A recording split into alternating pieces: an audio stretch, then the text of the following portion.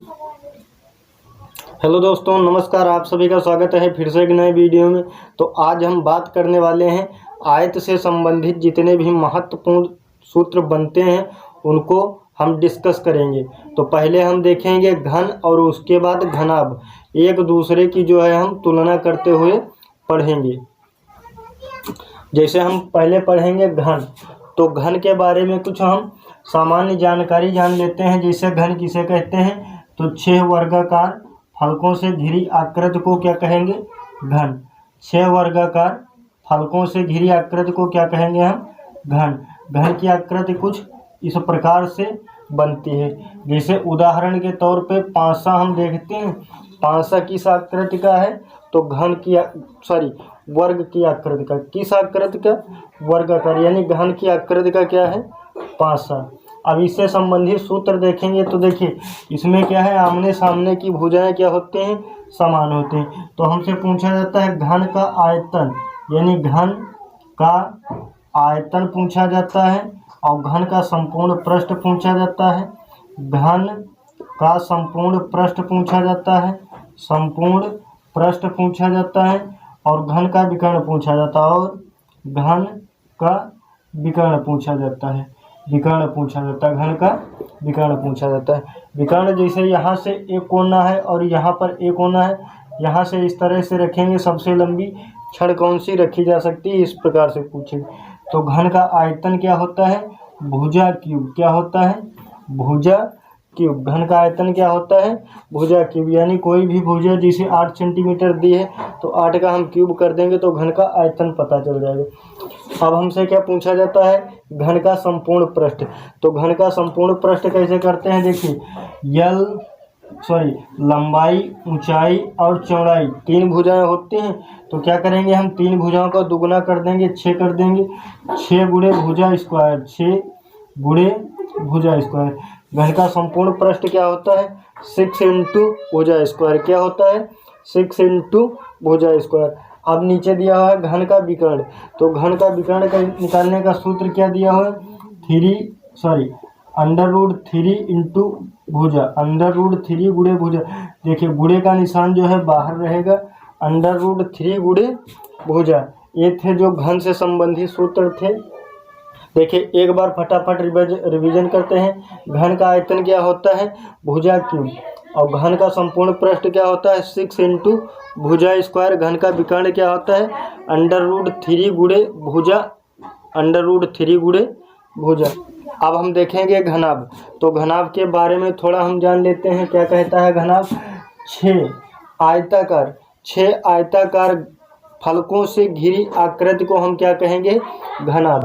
घनाभ की आकृति किस प्रकार की होती है, देखिए पहले हम एक आयत बनाते हैं। एक आयत बना, आयत का सूत्र हम देख चुके हैं, ठीक। और यहाँ से फिर एक आयत बनाते हैं। कुछ इस प्रकार से जो है घनाभ की आकृति होती है, कुछ इस प्रकार जो है घनाभ की आकृति होती है।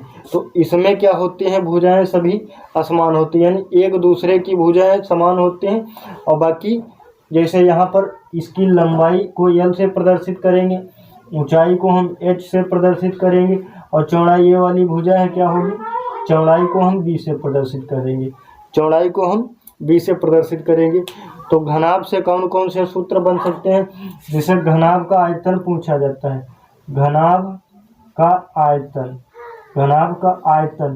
देखिए घनाभ का आयतन क्या होता है, तो लंबाई गुणे चौड़ाई गुणे ऊंचाई। क्या होता है, लंबाई गुणे चौड़ाई, लंबाई गुणे चौड़ाई गुणे ऊंचाई। क्या होता है घनाभ का आयतन, लंबाई गुणे चौड़ाई गुणे ऊंचाई। अब घनाभ का संपूर्ण पृष्ठ क्या होता है, घनाभ का संपूर्ण पृष्ठ क्या होता है, संपूर्ण पृष्ठ क्या होता है, देखिए यहाँ पर 2 बार लंबाई है, तो यहाँ पर 2 बार लंबाई है तो 2L, और 2 बार चौड़ाई है तो 2B, और 2 बार ऊंचाई है तो 2H plus 2H।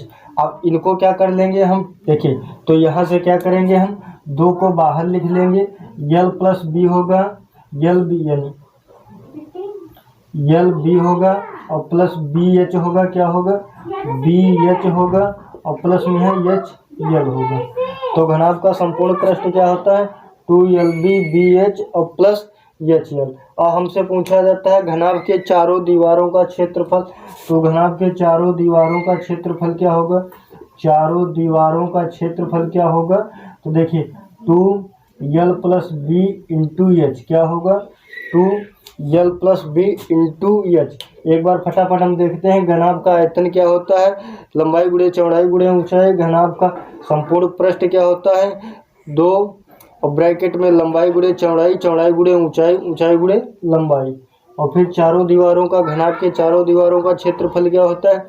2L + B × H। 2L + B × H। अब हम देखेंगे इसके बाद में है जो है शंकु। क्या पढ़ेंगे? गोला और शंकु। गोला देखिए 3D में कुछ फुटबॉल की आकृति होती है। गोला की आकृति कैसी होती है? कुछ फुटबॉल या बालून की आकृति होती है। तो इसका क्षेत्र, इसका आयतन कैसे निकालते हैं? तो गोले का आयतन, गोले का आयतन कैसे निकालते हैं? तो 4/3 πr³। 4/3 πr³।